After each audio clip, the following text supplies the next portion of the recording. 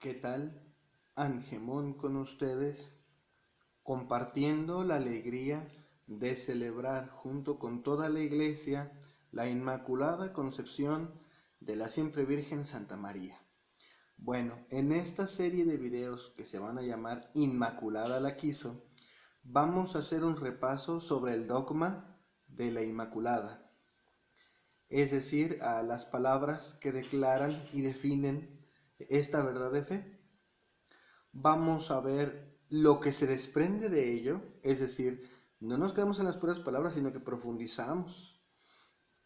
¿Y qué implicaciones tienen precisamente en tu vida y en mi vida, en la vida de todos los que creemos en Cristo y que estamos llamados a transformar nuestro entorno?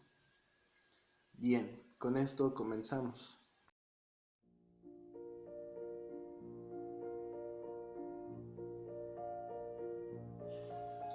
Inmaculada la quiso por nosotros los hombres y por nuestra salvación. Vamos a leer el texto de la Ineffabilis Deus. Es una bula papal, en la que se define y se declara el dogma. Cuando se define y se declara un dogma, no es que se haya inventado una nueva regla y se le haya añadido un libro a la Sagrada Escritura, más bien se desprende de la misma escritura y de la tradición viva, de lo que se viene transmitiendo de palabra, de generación en generación, y se necesita poner por escrito, se necesita definirse para poderse creer como es. Entonces la Ineffabilis Deus recoge que la doctrina pues es definida. Voy a leerles el numeral 1 y 18. Por cierto, en la descripción del video vienen varios links que les van a ayudar mucho a verificar y a profundizar más en lo que yo les comparto a modo de resumen. Dice: el inefable Dios, cuya conducta es misericordia y verdad, y cuya voluntad es la omnipotencia, y cuya sabiduría alcanza de límite a límite, habiendo previsto desde toda la eternidad la muy lamentable ruina del género humano que había de provenir del pecado de Adán, habiendo anunciado el misterioso plan, llevado a cabo la obra de su misericordia, con el plan de la encarnación del Verbo nacido de una mujer, y que tanto la amó desde la eternidad por sobre las criaturas, y que era conveniente que esta mujer brillara adornada de los resplandores de la santidad, y que reportase un triunfo total de la serpiente, enteramente inmune aún de la mismísima mancha del pecado original, definimos y declaramos que ha sido revelado por Dios, y que por tanto debe ser creído constante y firmemente, la doctrina que sostiene que la Santísima Virgen María fue preservada e inmune de toda mancha de culpa original, en el primer instante de su concepción, por singular gracia y privilegio de Dios Omnipotente, en atención a los méritos de Jesucristo, Salvador del género humano. Bueno, tenemos unas características bien interesantes, porque los dogmas marianos no son como para semi-endiosar o endiosar a María, no. Son para ver hasta dónde llega el plan y la redención de nosotros, lo que ya había planeado el Señor desde la eternidad, y cuáles son todas las implicaciones. María, en este sentido, es el perfecto ejemplo de lo que Dios quiere llegar a ser de toda la humanidad.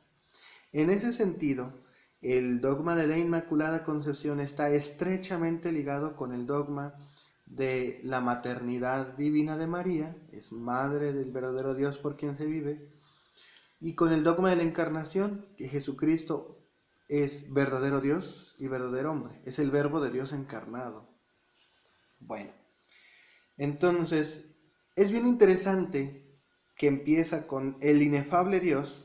Dios es inefable, no lo podemos abarcar del todo por más que querramos. Entonces siempre nos traerá sorpresas. Cuya conducta es misericordia y verdad, cuya voluntad es omnipotencia y sabiduría. Entonces esto no empieza a partir del pecado, empieza a partir de la omnipotencia, la misericordia, la verdad y la sabiduría de Dios, de su total soberanía. Entonces, el dogma de la Inmaculada Concepción no tiene como punto de partida el pecado de Adán. De hecho, esa era la disputa en la Edad Media.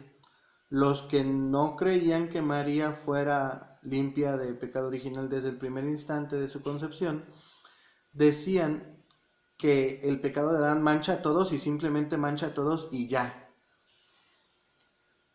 Pero estaban fincados en el pecado de Adán, estaban, por así decirlo, obsesionados en ese pedacito, sin fijarse que esto podía surgir de otro lado.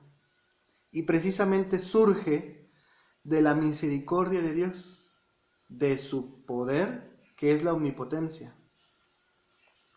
Habiendo previsto desde toda la eternidad la lamentable ruina del género humano. Es decir, Dios actúa, redime, pero también previene. Eso es lo que lo hace perfecto. No actúa después de que las cosas hayan ocurrido o se espera a que ocurra la desgracia para actuar, sino que previene también. Entonces Dios es inefable porque no solo actúa cuando la ruina ya ocurrió, también previene. Eso es lo que lo hace un redentor realmente perfecto. Eso es lo que lo hace, es lo que lo demuestra Dios. Y bueno, como les decía, habiendo anunciado el misterioso plan de la encarnación del Verbo nacido de una mujer, esto está estrechamente ligado a que el Verbo de Dios, que es Dios, lo vemos en San Juan, se encarna y se hace hombre por nosotros los hombres y por nuestra salvación. Y para reportar un triunfo total de la serpiente enteramente inmune, es decir, que el triunfo de la redención, el vencimiento del pecado, no solamente iba a ser como un devengamiento, como un vengador que va y se las ajusticia y se las cobra, no, también viene por la prevención, viene por mostrar que el mal siempre va a ser menor que el bien, siempre va a ser menos poderoso. Aquel que se queda en el pecado de Adán o que ve la doctrina de la salvación solo desde el pecado de Adán, se está olvidando de que Dios es un Dios redentor perfecto. Entonces el dogma de la Inmaculada nos habla de un Dios que es un redentor perfecto, un Dios previsor, un Dios cuya voluntad es la misericordia y un Dios que quiere que la humanidad entera triunfe, salga de ese escollo en el que se metió. Y por eso convenía que cuando menos, y que más bien exactamente una persona reportara realmente esa preservación, ese plan de previsión.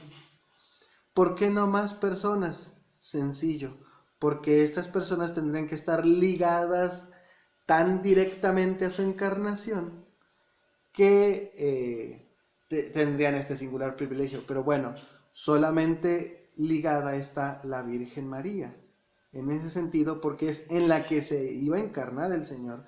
Entonces, el dogma de la Inmaculada Concepción también es el dogma de la predestinación.